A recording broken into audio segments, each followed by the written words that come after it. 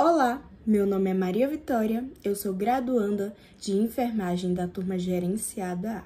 Estou no grupo responsável por falar da Síndrome de Edwards, onde o grupo é composto por Ana Carolina, Isadora Seixas, Maria Clara Miranda, eu, Maria Vitória e Samantha Neiva. Iremos abordar um pouco sobre os tratamentos, o que causa, o diagnóstico, dentre outras coisas sobre a Síndrome de Edwards. O que é a Síndrome de Edwards? Síndrome de Edwards é uma doença genética causada no cromossomo 18, onde temos o desenvolvimento do feto, onde causa atrasos no desenvolvimento do feto, resultando em aborto espontâneo ou malformações graves ao nascimento, como microcefalia, problemas cardíacos que não podem ser corrigidos e por isso baixam a expectativa de vida do bebê.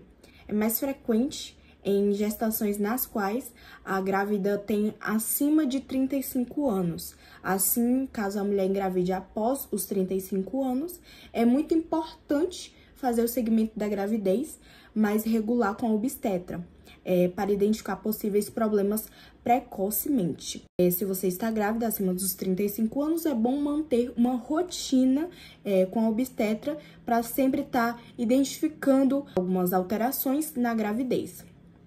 Síndrome de Edwards não tem cura. O bebê que nasce com essa síndrome, a síndrome de Edwards, ela tem baixa possibilidade de sobreviver, onde a sua expectativa de vida é de 10%. Pode ocorrer que a criança que tem essa síndrome, ela sobreviver até 1 ano após o seu nascimento. Quais são os sintomas da síndrome de Edwards? Crianças que nascem com a síndrome de Edwards geralmente apresentam características como doenças cardíacas congênitas, baixo peso ao nascer, fraqueza muscular, pouco apetite, choro fraco, e temos também outros sintomas, como também problemas nos rins, problema renal, onde a criança pode nascer com deformação nos rins, ou então não ter um dos rins. Também temos problemas mentais, dentre outros problemas, como problemas pulmonar também, tem envolvido nessa síndrome. Quais as principais características desta síndrome?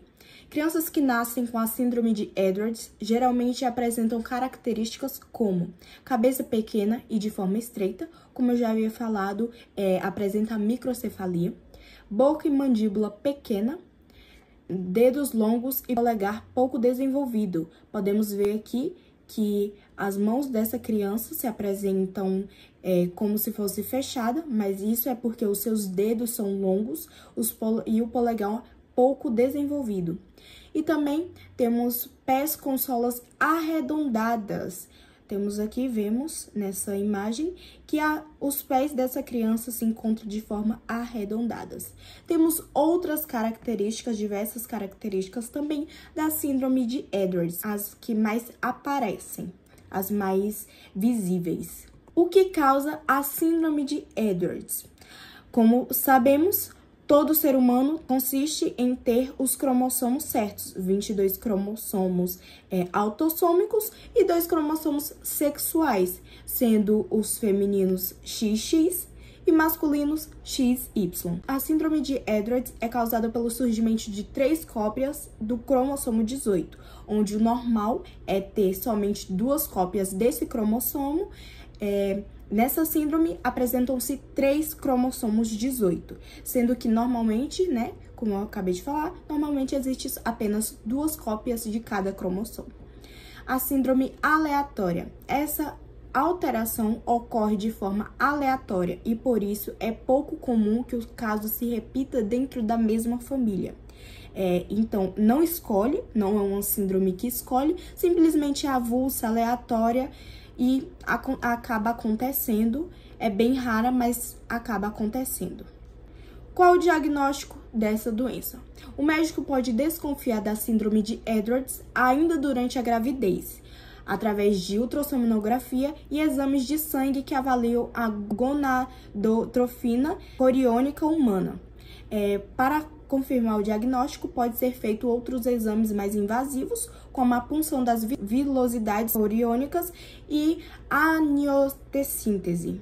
Aqui podemos ver nessa imagem que caracteriza-se pela presença do cromossomo 18 a mais, onde aqui é sem a síndrome de Edwards, pessoas normais, e aqui é pessoas, crianças, que nascem com síndrome de Edwards, onde temos aqui um cromossomo a mais. Temos 3 tipos de síndromes de Edwards. Podem acontecer de 3 formas, 3 maneiras, como a trissomia 18 completa, que por trissomia completa nos referimos ao fato do cromossomo extra estar presente em todas as células do corpo do indivíduo. Temos a trissomia 18 parcial, onde elas ocorrem quando apenas parte do cromossomo extra está presente. Vemos aqui um cromossomo onde será feita uma troca de uma pequena parte deste cromossomo. Essa parte do cromossomo, ela irá ser trocada, irá ter essa troca. E temos a trissomia 18 aleatória, onde ocorre quando o cromossomo extra está presente em algumas células, mas não em todas as células do corpo, como a trissomia completa, que a trissomia completa ocorre em todas as células, mas a trissomia aleatória é apenas algumas células. Como é feito o tratamento? Como eu já havia falado de antemão, não tem tratamento, é uma síndrome que não tem cura. O médico pode recomendar remédios e até cirurgias para tratar alguns problemas, para amenizar algum dos problemas. O bebê apresenta uma saúde frágil, necessita de cuidados específicos durante a maior parte do tempo. Toda criança precisa de seus cuidados, mas crianças que infelizmente têm uma doença, ela precisa de uma atenção, de cuidados maiores, de estar sempre ali atento a essa criança. Aborto. Após o diagnóstico, a gestante pode tomar a decisão se ela quer abortar ou não essa criança. Casos no Brasil. Como eu já havia falado, é uma síndrome muito rara, então estima-se que o número de casos de síndromes de Edwards de 1 a cada 8.000 bebês nascidos vivos. Então, é uma síndrome muito, mas muito rara. Vale pontuar que essa síndrome é rara e pouquíssimas gestações de mulheres na faixa etária de 35 anos apresentarão este diagnóstico. Então, não precisa se preocupar se o seu resultado deu 0, negativo para qualquer doença, não precisa ficar com isso na cabeça só porque você tem 35 anos. Isso é uma doença, como eu falei, uma doença que não escolhe, uma doença aleatória, que pode ser em qualquer pessoa, qualquer mulher com a gestação, a criança pode ter. Todas as mulheres que estão acima dos 35 anos correm esse risco. E trouxe aqui algumas referências bibliográficas. Os 2 primeiros sites são de texto, são de informações escritas, e esses 2 últimos são de vídeos. O último é de uma médica explicando mais sobre o assunto. É isso, muito obrigado, espero que vocês tenham entendido um pouco sobre essa síndrome. É uma síndrome muito complexa, então é bom você pesquisar mais, é muito importante saber mais, é bom estar sempre atento a essa síndrome que é muito interessante de saber mais. Muito obrigada por ter assistido até aqui, tchau!